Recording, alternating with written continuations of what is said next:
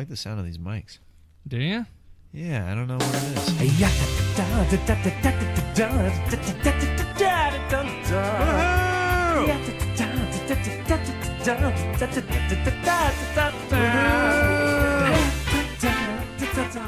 All right, welcome to the Hometown Heroes podcast for Sunday, December 10th, 2017. We'll do a whole intro to this as well, but we're here right now with Jeremiah Watkins of, where are you from? Kansas City.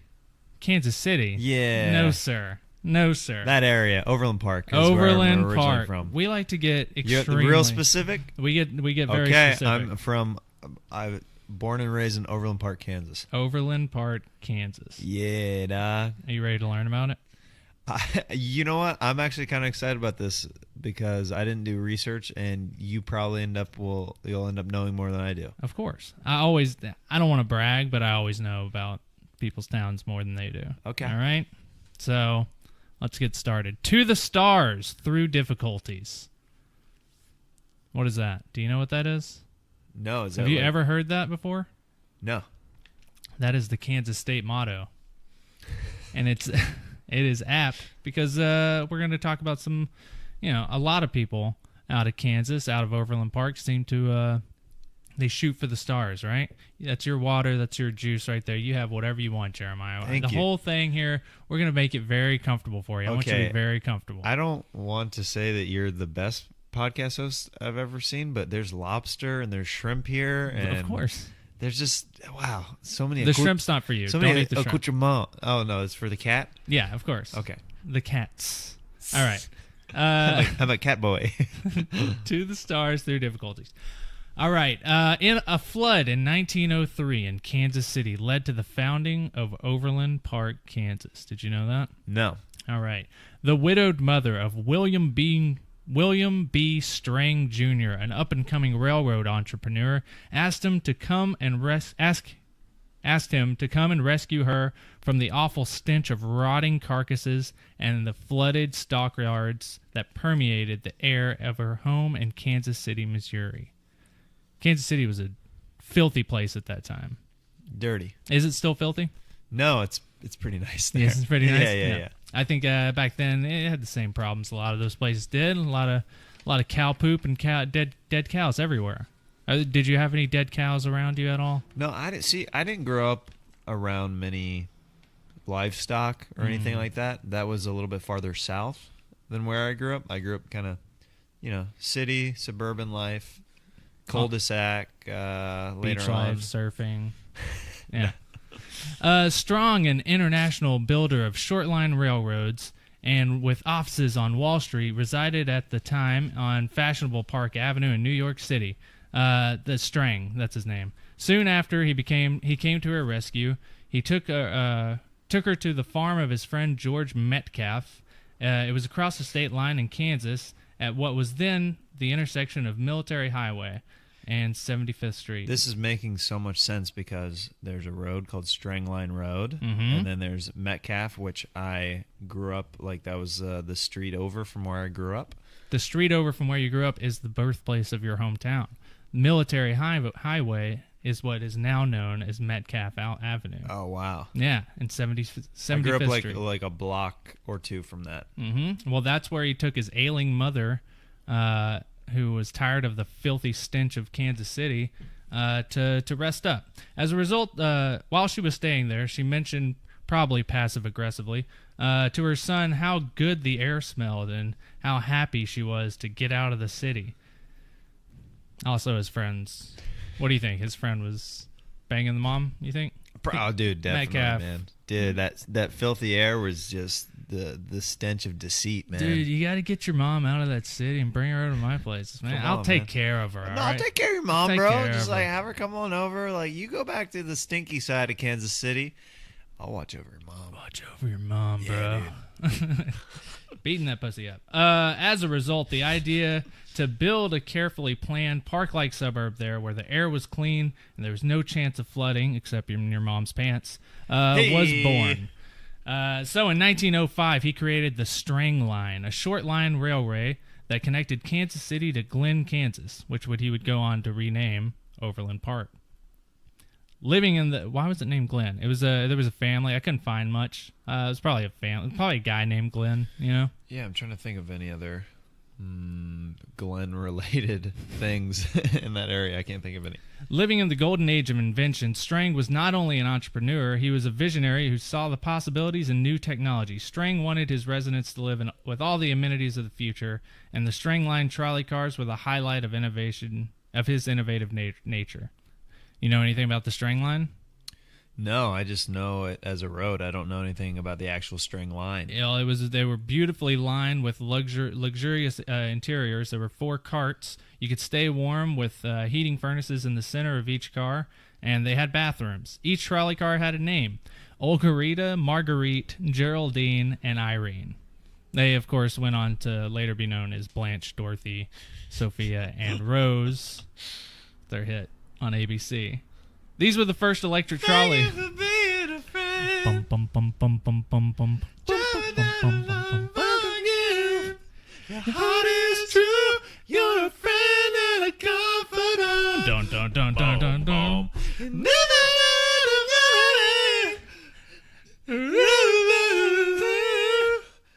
You love me.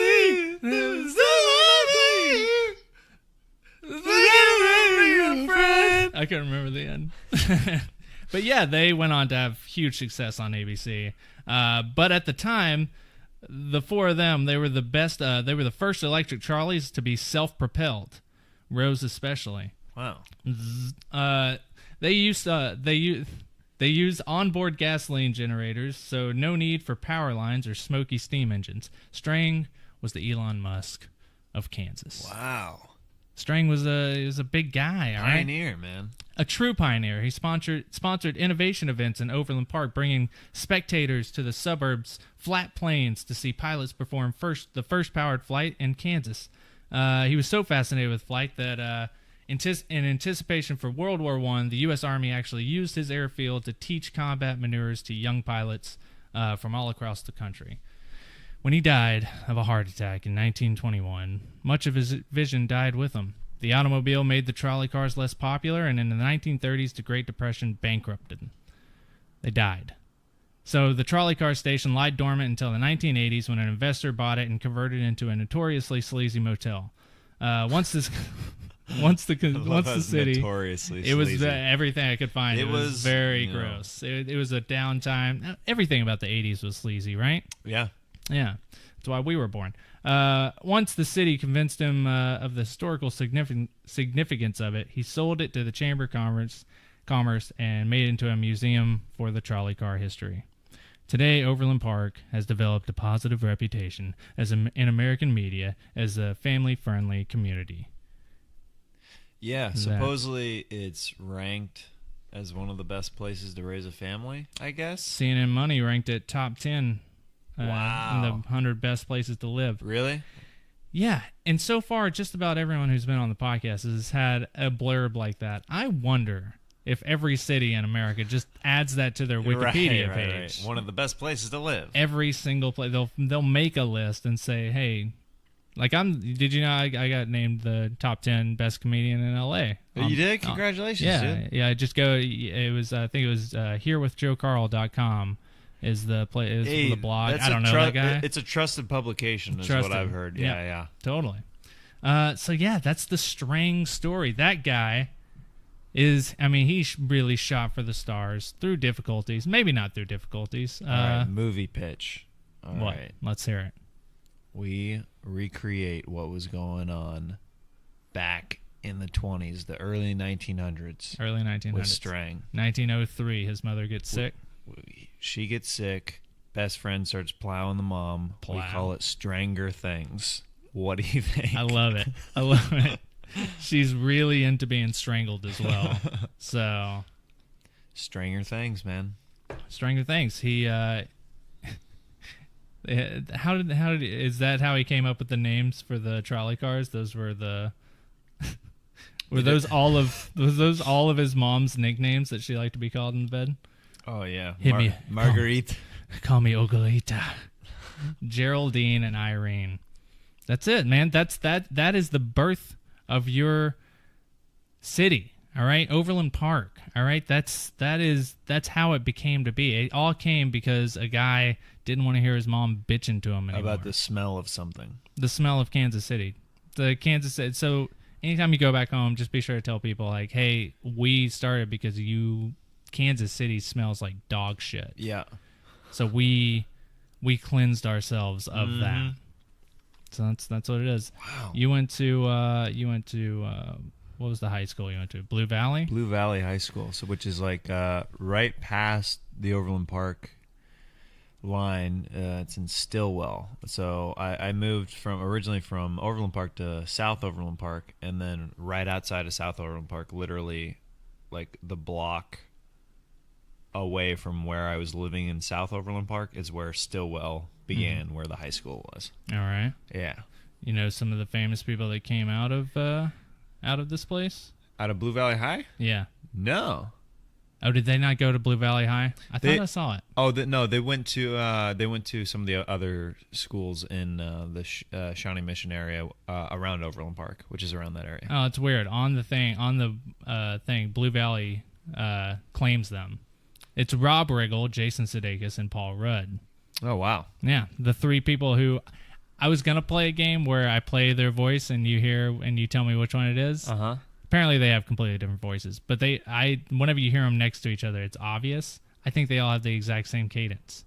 They have the exact maybe same. They do. I don't know if it's a comedic thing or maybe with the region of Kansas City that they grew up in or something. Speaking of comedy, Rob Riggle, former That's maybe my favorite podcast segue ever. Speaking of comedy, this next guy. Rob Riggle, former SNL cast member. Uh-huh. Jason Sudeikis, former SNL cast member. Paul Rudd, 3-time SNL host. Jeremiah Watkins. What do these guys have in common? They all wanted to be on SNL. They all wanted it. You know what? Hey. Working on it. To the stars. To the stars. Through difficulties. I mean, that's very true. There's also another comedian out of Overland Park. Do you know him? Mike Smith. Have you ever heard that name? No. Mike Smith, stand-up comedian who toured with Kevin Hart, Dave Chappelle, Larry the Cable Guy. Mm-hmm. Also just got charged with first-degree murder in an Overland Park shooting. Oh, it's this guy. Okay. Have you heard about him? Very weird thing. Okay. I did a show with him. Of course you did. Back in Kansas City. Oh, really? Yeah. So, yeah, because he's out of Overland Park, right? Like, he's from there. Yeah, he's from that Kansas City area. So, okay. Very funny guy. Very nice. I was hanging out with him in the green room before the show. He complimented me on my set because I featured for him, went up right before him, and didn't see anything that was wrong or amiss with this guy. He seemed like a normal dude. In his act, he did talk about being a reformed prisoner. He went to jail and stuff. He talked about it on stage. He found comedy through being in prison for 10 years, apparently. Yes. Yeah. So my brother wanted to support him after the show. He bought his DVD, all that stuff. That story comes out. A couple different people send me the article like, dude, didn't you perform with this guy over Christmas? He just murdered somebody. Like just this Christmas, right? Yeah. Or was it last year? It was, I can't remember. I saw the article I saw was from February. Okay. So yeah. So yeah, it would have been last Christmas Christmas in 2016. Mm-hmm. So I literally did shows them like December 20-something, like around there. And then he got charged for murder in February of this year. First-degree murder. First degree. Yeah. Premeditated. Yeah. He apparently he got into a scuffle and shot someone in an apartment in Overland Park. It's crazy. And you perform with that guy? Dude, it's insane. My brother called me. He goes, I bought that guy's DVD. I love that his credits was Kevin Hart, Dave Chappelle, and Larry the Cable Guy, because one of those things is not like the other, right? Right. Stylistically, just a little bit different. Speaking of comedy, I think that there's some different genres that are at play here. Hey, man. Yeah, it's just a character. He's actually really funny, Dave Chappelle is. So I don't. There's so you're the reason he killed someone. Obviously. What did you guys talk about? Did you guys talk about premeditating anything? We talked about he wasn't like we were talking about yoga and stuff, and he wasn't so much into meditation, but he was into premeditation, and that's kind of what we talked about. I didn't really understand what he was getting at until a couple months later, and then I was like, oh, right, all right. You said downward facing dog. You were talking about that bitch that you're gonna shoot, right? Like just fucking gotcha. Get on the floor. There's a lot of dumb laws in Kansas. Lots of dumb ones. I like to look up dumb laws, but it's illegal to hunt whales in Kansas. Did you know that? If you could find a whale in Kansas, Kansas. It's illegal. It's illegal to shoot rabbits from a motorboat. I don't feel like Kansas understands water. Very, very weird, but it makes sense. You shouldn't be drive-by shooting on a motorboat. It's illegal to use mules to hunt ducks. Weird. It does make if you're sitting on a mule, you're pretty high up, I feel like, the ducks see you coming a little easier on a mule. Like, what the fuck is that guy doing on a mule right now? I'm getting out of here. You know what? We should outlaw this because this is just insulting to the ducks' intelligence. It really is. It's like, I get it. You're going to shoot me, but you're going to get on a fucking mule to do it? Or maybe you're not allowed to give a mule a gun to shoot a duck. That's probably it. It probably starts there's a big rift between ducks and mules. Might start a whole war that might go a little too far. It's illegal to catch catfish with your bare hands. Oh, weird. Yeah. Which is called noodling, which is something in Tennessee we do proudly. Yeah? Yeah. How do you do that? You stick your hand in a hole, like in the mud. Okay. Because they're bottom feeders, so they slime around on the bottom. Right. So you just have some shit in there, and you just wait for them to slime around on top of your hand. And you fucking fist them in the face, and then you pull them out. Oh, you pull them out through the gill? Yeah. Just you hook them basically with your finger? No, well, you use your whole hand, through the side. Yeah, because they're pretty big. Yeah. Right, and then you get all scratched up. I've only done it once. I didn't like it. Yeah. Do you get scratched from the gills and stuff, right? Yeah, because those things are sharp as hell. Yeah. I think you're supposed to wear gloves, but whatever. Dude, do you raw dog a fish dog? The hell yeah, dude. Dude, that's freaking tight, dude. Dude, you smell that shit, man? That's some fucking fish. Dude, who you been with, dude? Nah, you just been freaking fingering catfish, dude? These cats out here don't even fucking know, dude. Dude, the girls are stinky in Kansas City, dude. Dude. And specifically in Overland Park, no one is allowed to picket a funeral. That's against the law. Overland Park was one of the first places to do that. Because Topeka, in that area, that's where all the Fred Phelps stuff happened. So that's interesting. That's why Overland Park started, is because Fred Phelps, for anyone who doesn't know, was the founder of the Westboro Baptist Church. Yep. Yeah. They got on their nerves early, so Overland Park wasn't having none of that shit. See, we cool there, guys. We freaking cool. Dude, we're clean. We're progressive, clean, progressive. You don't have to fucking worry about, your kid getting picketed at his funeral. Yeah. By crazy people, and fucking ducks are safe from fucking from mules, dude. Mules maybe they're talking about drug mules. Maybe that's what it is. You can't have a drug mule shooting ducks. Yeah, they don't want people all drugged up with guns shooting ducks out in the wilderness. Mules drugged up on. Oh, okay. Yeah. Yeah. Like on anabolic These strung steroids. out mules. Yeah, man. I don't think that we'd like that. I use a donkey next time. That's how I get around it. All right. So that's the history of your hometown. All right. I couldn't find a lot because I'm gonna be honest with you. Your fucking hometown fucking sucks. Wait, what? What? I'm gonna flip all these books off this table. More juice, please. All right. So all right. You went to Blue Valley High School. I did. You enjoy your time there? I did, man. It was a great high school. Really? Yeah, there's a couple things that were kind of life-changing to me that happened around the time that really steered me into like, I can do this comedy thing. Oh, Like, yeah. I have to go all in. Speaking of comedy. But speaking of comedy, so the first thing was, which was huge at the time, I used to be all about sports. Mm-hmm. I played 44 state championships at Blue Valley High School. Really? Yeah. Yeah. What did you play? I played soccer, football, and basketball at different points throughout high school, and even track. Right on. Yeah. Were you on one of the state championship football teams? The one year that I played football was my junior year, which is it's such a stupid time to join the football team junior year. Tough. Like after everybody's already like established, everybody's like building up, and I was like, yeah, I think I'll do this. I'll give this a try. Yeah.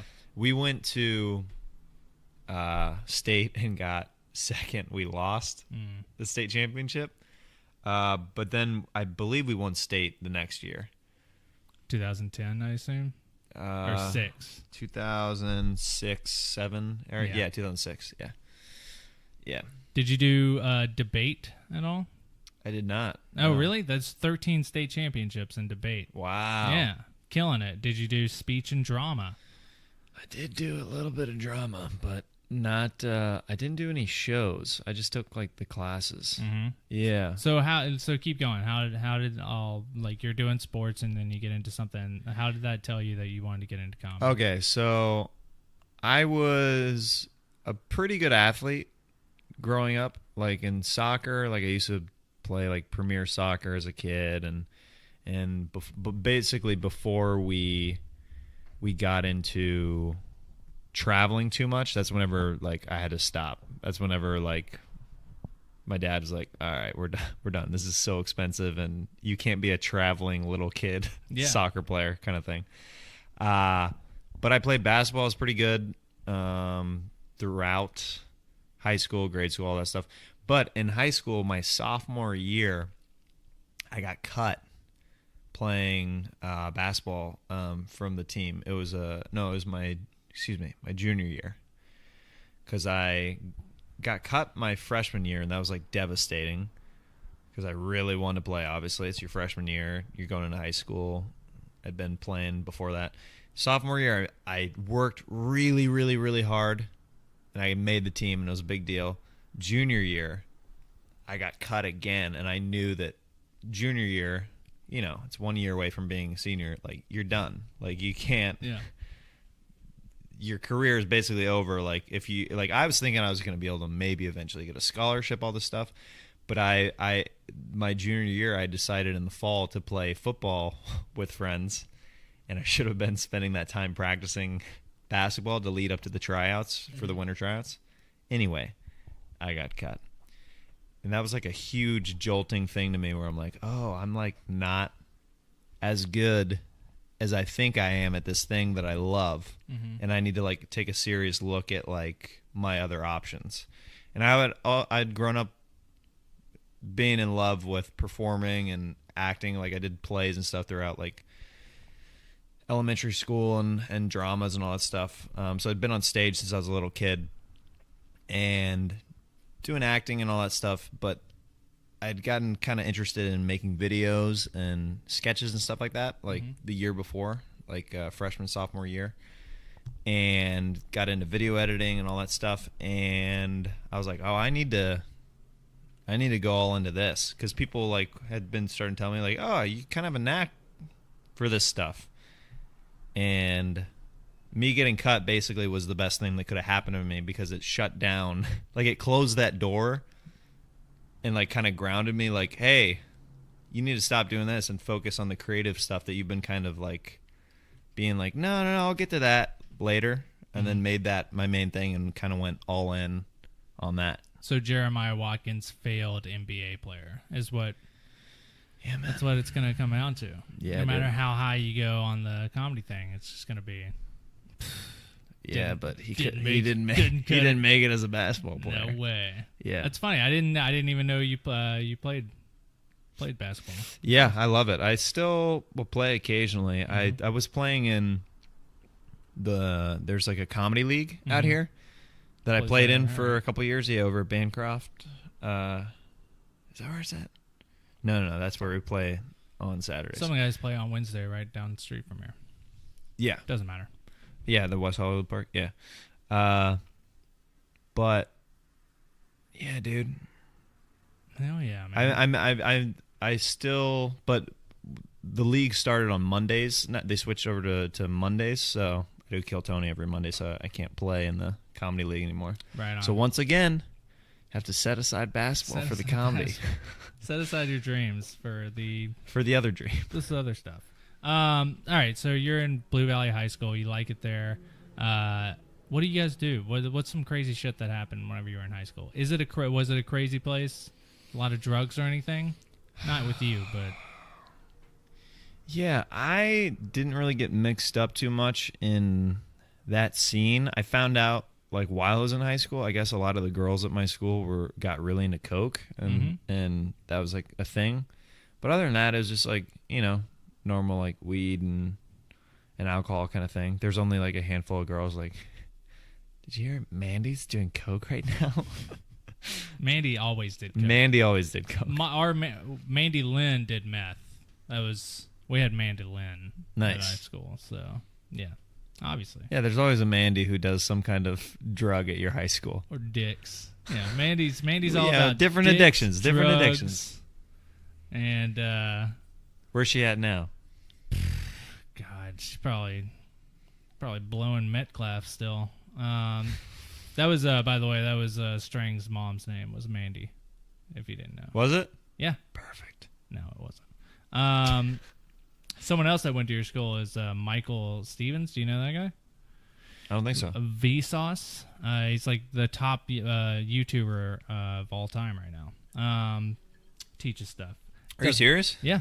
Yeah, Vsauce. Have you ever heard of that? No. He's got a beard. He's bald. How old is this dude? 31. Weird. Yeah. Really? Yeah, he's one of the top. He's like one of the top YouTubers on. He went on to the Blue internet. Valley High School? That's what it says. I'll have to look that guy up. He would have been a senior whenever I was a freshman, though. So maybe I'm curious to see what this dude looks like. Yep. So what else? So yeah. So hold on. You're in high school. It's going well. Nothing crazy happens where'd you go to college? What are you thinking whenever you want to leave? Well, so by the time that I graduated high school, I knew that I was going to move to Los Angeles, Chicago, or New York. Because you were all in on the comedy thing. I was all in at that point. Like I had a couple years under my belt of making videos, and I'd already been acting my whole life, and I'm like, I can do this. Like I keep getting good feedback. I won like a bunch of awards in high school, like it's at the state and national level, which was also, you know, you need that kind of stuff. You need those little benchmarks to kind of push yourself, and you need to be having teachers and stuff that are encouraging you like, hey, you can do this. You're getting rewarded and awards for this, and this is hard to do. I had a couple buddies, like a handful of buddies, that we were all really into filmmaking and doing sketches and stuff, and we were winning awards together and stuff. And some of us were going to plan on trying to go to film school together and all that stuff, but it was too expensive. I don't come from a family that's like super wealthy or anything, so you know, like I couldn't afford to be like, yeah, I'm going to take out like these crazy loans and go to film school. So my route was, I was like, I'm going to go get my associate's degree because my family wants me to get some kind of formal education. Yeah. And while I was getting an associate's degree, I just did like, I took all like art electives, like broadcasting, film, editing, all that stuff. Photoshop. I took a bowling class with my sister.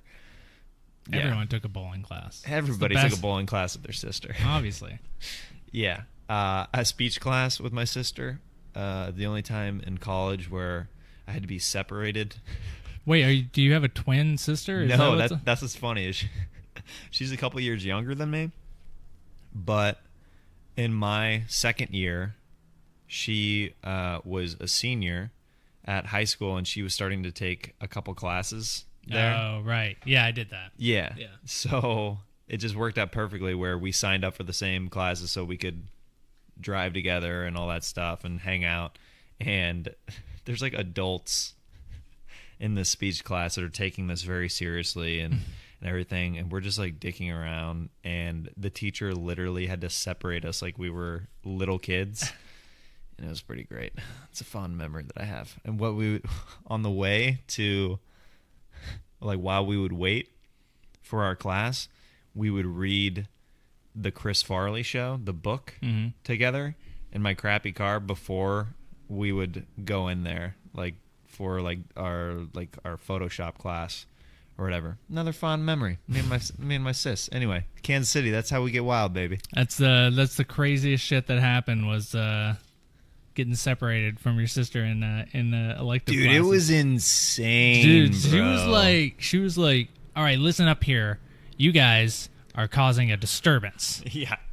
That was it. That was the disturbance. Yeah, so it's interesting, or I don't know so much interesting, but for me, I kind of always had an idea of what I wanted to do. Like, even though, like, the basketball thing, like, I still wanted to do something in entertainment, but I didn't know if that was even a possibility until I kept getting a little bit older, and then I'm like, oh, this is actually a viable option. Harlem Globetrotters. That was, right. That was it. Yeah. That was your dream. Half comedy, half basketball. Totally. But like as you get older, you kind of understand like, oh, this is actually a career that you can pursue. It's just really, really difficult, and you don't know anybody in that field, so it's just going to be way harder to get into. So my high school and college, I was pretty like eyes on the prize. Just as ready far to get as, out. Yeah. Eyes on the what? Eyes on the Stars. Through difficulties. So in college, I was working a couple jobs at the same time to save up money, and then going to night school with people that were way older than me. So I had a really weird college So you were just trying to experience. get out the whole time, Yeah. right? Just ready to get out. Yeah. And you came straight out to L.A. at that point? I did. After I literally, after I got my associate's degree, which I got it in the 2 years, which is actually, it's kind of difficult to get a 2-year degree within the 2 years. Yeah. Like, same with a 4-year degree. You have to like kind of hustle, even though it's considered a 4-year degree. Like I was doing like 18 credit hours, like a couple of those per semester. Like it's possible, but whenever you're working 2 jobs on top of that, I was working morning radio, and then whenever we get done with morning radio, I'd go and Wait, what were you doing on morning radio? I was like an on-air personality. Oh, really? And did like man on the street stuff. And We got Jeremiah over here from Kansas City, Kansas. Jeremiah, what's it like out there this morning? oh, it is really cold, Dick. Oh man, it is freezing out here. I'm just gonna get a couple of interviews real quick, and then I'll send them right back to you guys in the studio. All right, Jeremiah. He's going to be asking people what their favorite train name is. Jeremiah, do you have anyone by you right now? No, I can't find anybody. It's so boring here. I'll do something. What's the question? Do you have a name for your train? I'm sorry, Dick. This is one of my first times like interviewing people. So that's what it was always like? No, I'd do comedy bits, and I would go out, man on the street style, ask people ridiculous questions with this Zoom recorder, which back then, those were so freaking expensive. Yeah, man. They're still pretty expensive, but I would go out, interview people with that, and I'd come back, and they would put stuff on the air, and then I screened calls, and later, when a different DJ came in, they transferred me to the prize department. So I would drive around the prize van sometimes, and then I would make videos. The prize van? Yeah, you give out. I don't like how you're just passing over all this very funny shit. What the fuck is a prize van? Well, okay, so Does it have prizes in it? it technically does have some prizes in it. You were the Santa Claus of Kansas. What were in it? What was in it? Oh, dude, I don't even remember. Just like some T-shirts and bumper stickers and like nothing too crazy or exciting. Yeah. Well, obviously it was radio, but still. Yeah. Man, like, it's fucking all right. So T-shirts. I remember winning stuff on the radio and never going and getting it. Well, I would go out on location and people could either come to me or I would drive to their place and drop off stuff. Oh, really? Yeah, they had a couple. Nashville wasn't about that shit. They're Yeah, like, you have to come here. You have to come. Most of the time it was, but I think that they didn't really know what to do with me, and this is a slow way of phasing me out slowly. Because eventually I was off the air, and they're like, Yeah, I was like, well, I can make videos for you guys. Like, I was still just trying to find work. Mm-hmm. It was this weird thing at the radio station that I worked at because I was one of the few people that actually was getting a paycheck there. And it was only like $8 an hour, but it's still like get to do like radio. Like, there was a bunch of interns there that were way older than me that were like, did not like me because of that. Like, I'd come down, waltz down, and be like, so do we have any new concert tickets or anything? And they're just like glaring at me like, this douchebag is just, he has the world at his fingertips right now. Yeah, that was a cool job though. I worked there for like a year and a half, and while I was working there, I worked at a car wash for like 3.5 years. And I was doing both of those jobs, and then at night going to night school. So I would go home, my mom would have like a hot meal ready for me. Mm-hmm. I would eat, I would nap, and then I'd go to night school, I'd do homework, and then do it all over again. And it was probably the busiest I've ever been outside of, shooting some stuff out here and still trying to do comedy at the same time. Hell yeah, man. It's awesome. So you get all done, you graduate or whatever. Yeah, and then right after, so July after I graduate, so I graduated in probably May of 2011. No, 2009, excuse me. May of 2009, and then July of 2009, I pack up my car. My mom, my dad helped me pack up my car, and my brother and I drive out to California, and we drive straight through. It's like a 25-hour drive, and we slept for a little bit. Then he helped me get on Craigslist and go to different Goodwills in the area, and that's how I got all my furniture and everything. And he left a day later, and then I was like, wow, I'm freaking in this now. Yeah, you had money saved up from your jobs a little bit. Yeah, I moved out here with, I think it was $4,000 that I moved out here with. Nice. Knowing that I needed to get a job immediately. Right away. Yeah. But I had $4,000 that I had already paid for the first couple months of rent, and I had $4,000 basically spending money after everything was said and done. So I probably moved out here with, I had all together like $5,000 or something like that. And then you get a job. Was your first job the Comedy Store? No, because I never technically worked at the Comedy Store. Oh, really? I thought you were a door guy over there. No. Oh, wow. Yeah, I worked my way up just through the open mic and freaking grinding over the years and showing up. Kept showing up. Where did you work? What was your first job out there? First job out here was it was telemarketing for this company that ended up being a scam. Yeah, it's kind of sad, but I worked there for like 6 months. But I met some really good people that I'm still friends with through there. What were you selling? So you remember when MySpace was still pretty big? Okay, there's a lot of bands that put their music on MySpace.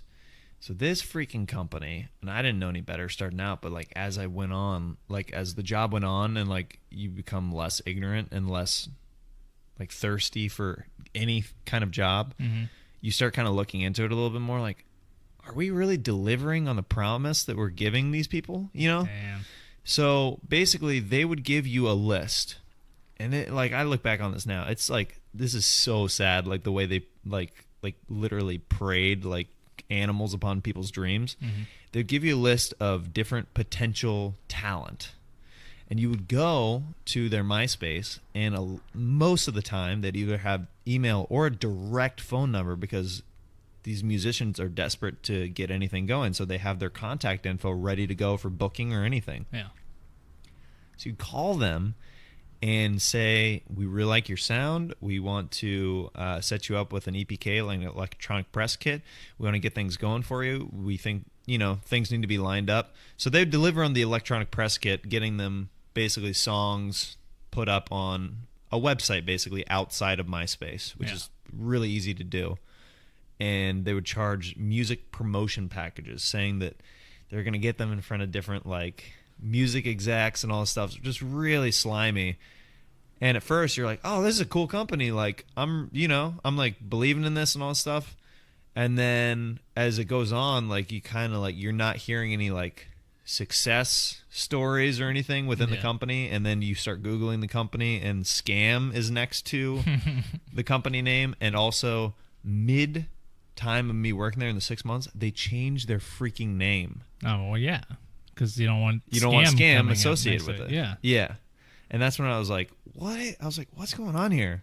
And I was making, it was 100% commission only. Yeah, always for those places. So, dude, I did the math. I was making about $1 to $1.50 an hour. And I worked there for like a while. Like between 3 and 6 months. What do you mean you did the math? Did you not just look in your pocket and be like, hey, I worked a whole day. I don't have any money. Well, I mean, it's checks that they were giving you. I know, but still. Oh, listen, I've done the math. I've been here for a year. Looking back on it. It's not like I've done the math here. And I'm just saying the amount of hours I was putting in full, like 8-hour work days. And then like I was like, how much money am I actually making at this place? And it ended up being like $1 to $1.50 an hour. That's insane. It was. And so, dude, I was interviewing for other jobs like while I was working there, and I got hired at Starbucks, and that was like a lifesaver. It's a good job for like a side gig. Hell yeah, it was great. Job. Like Benefits, I went to everything. I went to one of those job fairs, and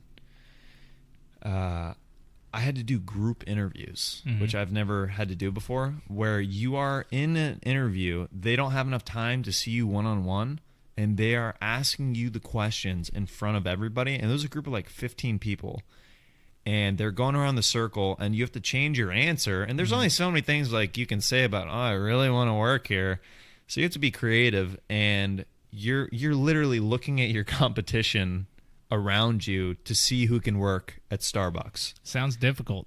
It was, but I locked it in. It was my first booking in LA was Starbucks. To the Starbucks. But I worked there for 2.5 years, and that allowed me to do what I wanted to. Yeah, open mics, and money is freedom out here. Yeah, man. To the Starbucks through difficulties. All right, well, back to Overland Park. Do you think you'll ever go back? You go back like for the holidays stuff? Your family's still there, right? Yeah. So do you think you'll ever live there ever? Probably not. No. It'd be cool to have if I got extremely successful, if I could have 2 places. Yeah, if I could have a place there, if I could be bi-coastal with a home in the Midwest as well. So almost, but there's no coast. Well, I mean, there's whales, so. There is whale hunting, yeah. On the down low, though. I just had a seizure by the whale. Oh, the whale. What are the people like that stayed there? Do you think? The people who are in Overland Park? Yeah, dude, they're some of the best people you'll ever meet. Yeah, they're very gracious, down to earth people. Very talkative, very personable. Like they're all like very kind for the most part. That area. Leans more conservative. That's like my memory of the people there, like growing up. I don't know like how altogether like what I would think now if I started living there again, because then I'd have to start hearing people's political views and all that stuff. But as far as like just human beings, some of the best people you'll ever meet. Like the kind of people who, if your car is broken down on the side of the road, somebody will stop randomly to help you if you run out of gas or you need a jump for your car, like low on battery. Like I was out here in LA, I had the jumper cables in my hand connected to my car at the gas station. Dude, it took me forever to have somebody give me a jump. Well, I got turned down to so be many fair, times. if I saw some guy standing there with 2 jumper cables in their hands, it would be kind of scary, right? Just like, no. Hey, let me put these on your nipples, boy. No. I'm literally in front of a gas pump and what my were you car wearing? broke down.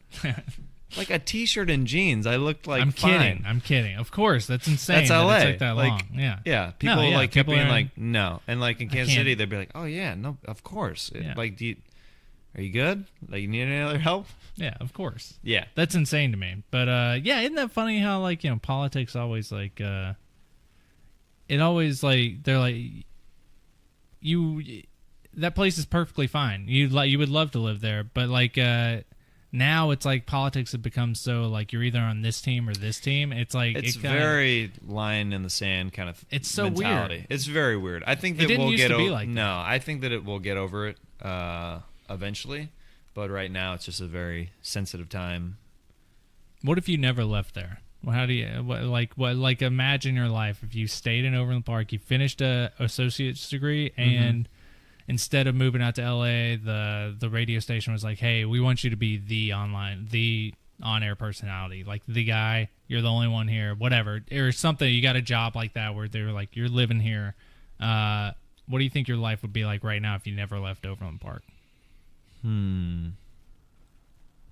I probably would be working. Like, I would have tried to work my way up at the radio station. It would have been interesting. I think that it would have been one of those things where my whole life it would have been that question, like the what if or what could have been kind of mentality.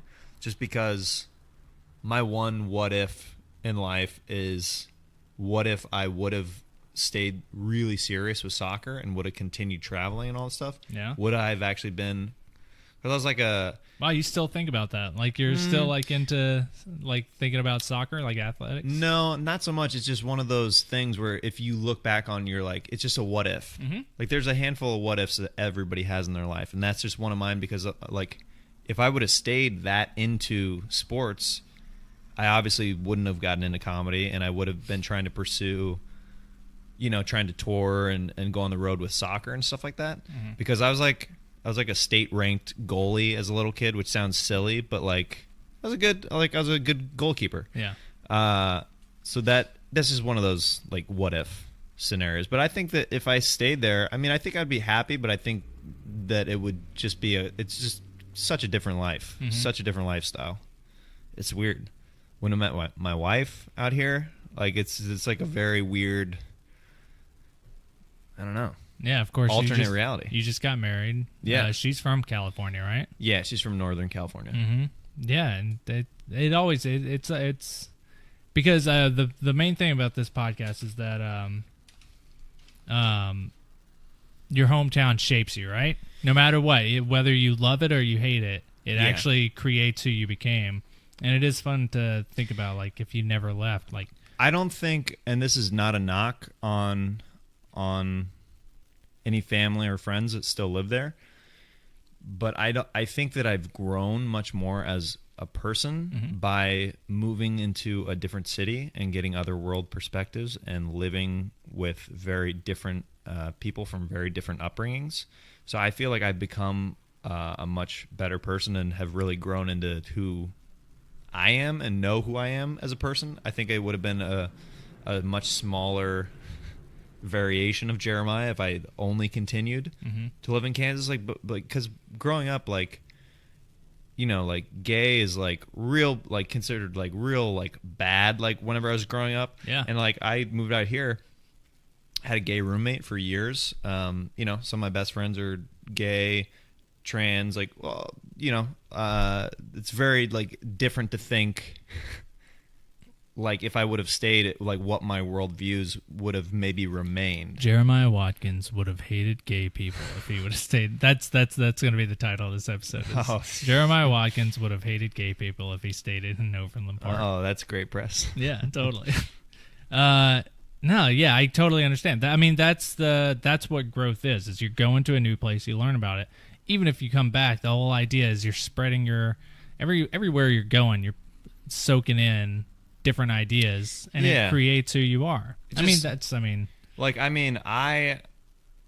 don't know. Yeah, I've just learned so much just like moving out here, just socially, like economically, just like gender, race, like all of that. Like, because whenever you live in a small kind of city, you only get this perspective of the majority of the people who live there, which are white people. Like, there's like, I grew up like not in a super diverse like high school. But it's weird to look back on all of my friends, all my best friends from back in the day, like from grade school, were mostly not white. Oh, really? Like it's just kind of weird to think about. So I don't know. I mean, that's the story of Overland Park, because it started as a way to get out of the city, man. It was a way. Overland Park started by William B. String as a way to spread his horizons and help his mom get banged, and then it created its own boundaries, and that's where Philip Phelps came in, and Fred Phelps came in and started the Westboro Baptist Church. That is the story of Overland Believe it Park. or not, Joe was just reading all that from a teleprompter behind me. Like, no, it's Fred. It's Fred right behind you. So that's it. That's Overland Park, man. That's everything we could find out about it. we did it. We did it, dude.